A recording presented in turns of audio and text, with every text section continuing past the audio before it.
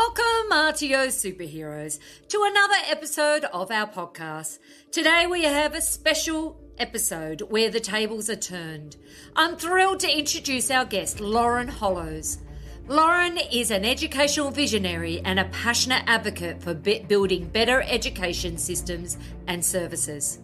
She is the founder of Anywhere Education Services, and she's dedicated to providing quality, compliant, and accessible assessment tools to educators.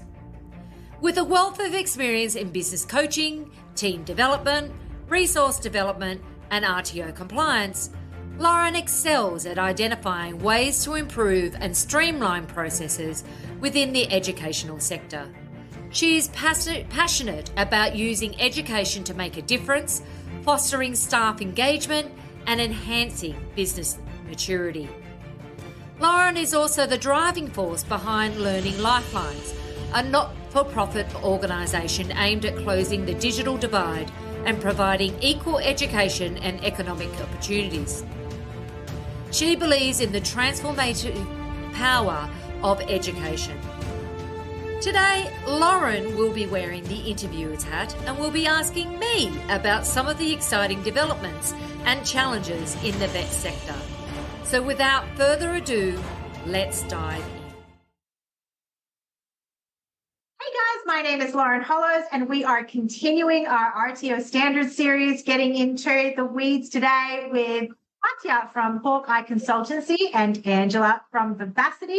Katja, please introduce yourselves to our audience. Hi everyone, as Lauren mentioned, I am Katja Holker. I am from Hawkeye Consultancy. Hawkeye Consultancy was established in 2017. We're based here on the Gold Coast where I am now, not so sunny today. And we offer a range of different services to RTOs and universities. Anything from due diligence packages, change of ownership, validation, professional development workshops. So this goes on. Yeah, I'm very excited to be here to join you ladies. Good. And Angela. Hi, I'm Angela Connell-Richards. I am the owner and director of Vivacity Coaching and Consulting. We've been helping training organisations to get compliant, save time and save money since 2009. And we've been working in a range of areas, including initial registration, addition to scope, and ongoing registration requirements, and been diving into these new standards. And I'm loving this series. Lauren? All right, so today we are going something a little bit different. We are talking about some of the new requirements for governance within RTOs.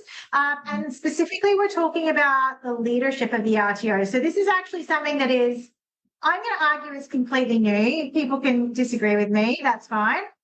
But leadership is effective in building and promoting a positive organisational culture.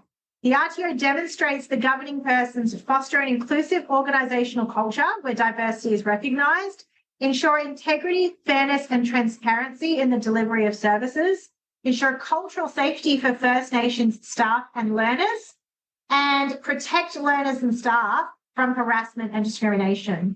So I think this is it's a very interesting standard. I think there's so many keywords in this.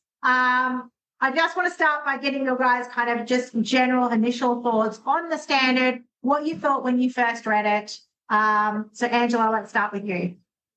Okay, it reminded me a lot of the old framework that we had many, many years ago before ASQA, and before we got the legislation. And the framework had a lot of information in there about diversity, ethics, integrity, all of that. That was back then a requirement to have in our policies and procedures, and then it got taken away with the legislation. So when we had the new standards implemented, so for me, it reminded me a lot of going back in time. What we used to have, we had my RTO, and we had to have those in our policies and procedures. It's also interesting to see that they've brought First Nations in when we consider a lot of legislation has changed in a lot of different areas, and people would know that through a lot of the training products where there are now Aboriginal, Torres Strait Islander units that are within different training products. So I think it's good that they've brought that in as part of the legislation. And then NDIS and disabilities, and making sure that we're covering those areas as well. So yes, it's something new from these standards, but it does take me back in time. Absolutely. All right, Katja, what were your first thoughts? I thought, yeah, I welcomed it, to be honest. I did think it potentially might be a bit hard for organizations to properly implement. And when I look at leadership or think of leadership, it always starts from the top and it seeps its way down.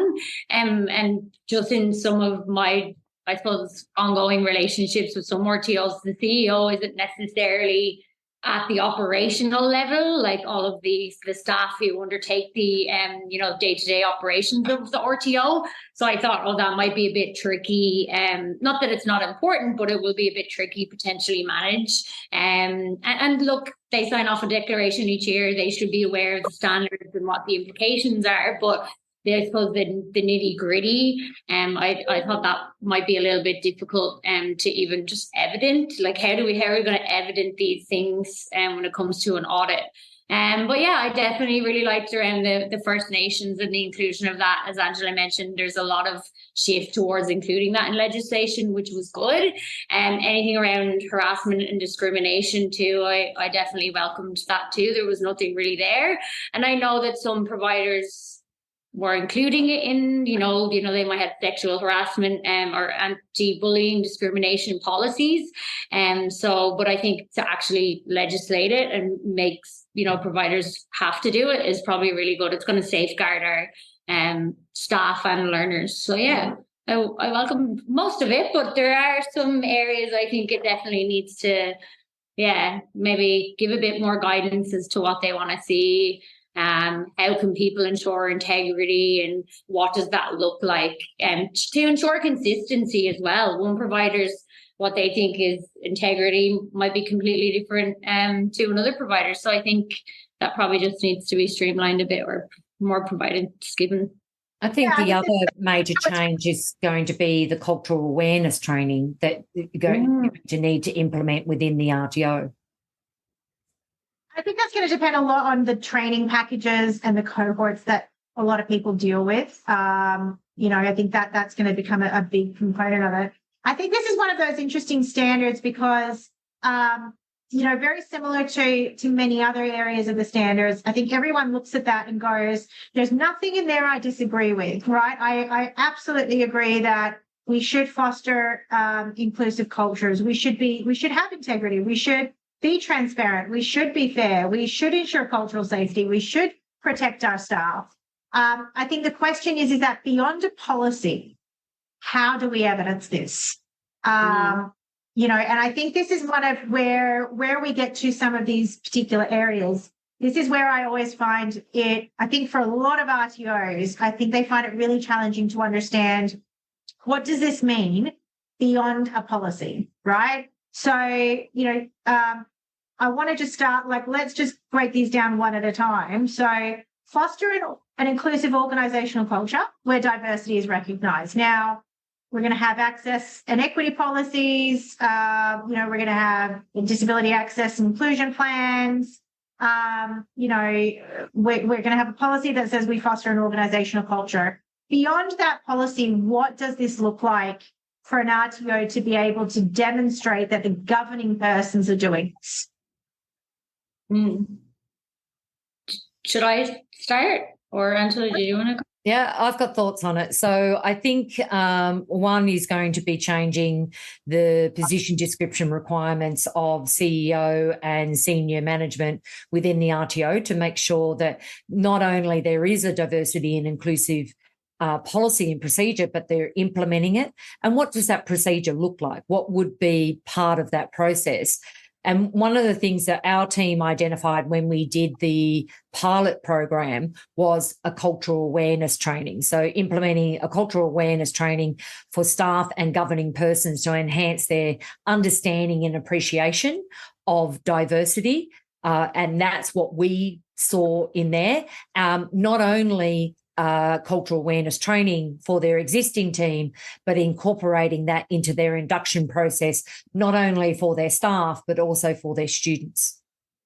And I think what's really important, the training is, it's good that you're doing it at the start, but then is there any guides or any further documentation that can actually assist staff to continue with that? A lot of times they could read it something, that they read it and then it's forgotten about, or they've provided training and they might not remember the importance of it. So is there any follow-up process or any guidance or networking opportunities for staff to just kind of refresh that as they go on? I think is really important too. But I definitely agree with Angela's suggestions in terms of cultural training, very important, but then having that extra layer of also making sure there's additional support mechanisms there for them to.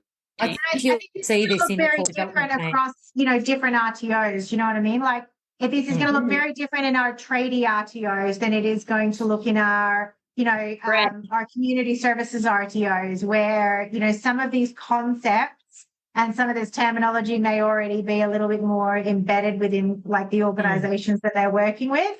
I think within some of our tradie sectors, that's probably where some of the stuff is going to be a little bit more challenging. Challenging to management and staff, and most probably even to students. Absolutely. And the potential for additional resources too. If there's smaller providers there, is this going to be an additional cost that they need to factor in?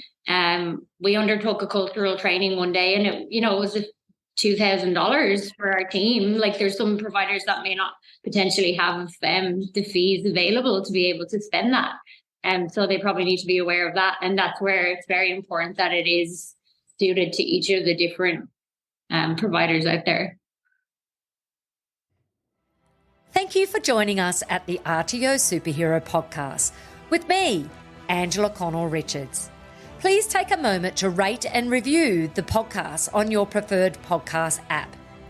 Each rating and review helps me fulfill my goal of helping training organisations around Australia to learn and grow in compliance and business success.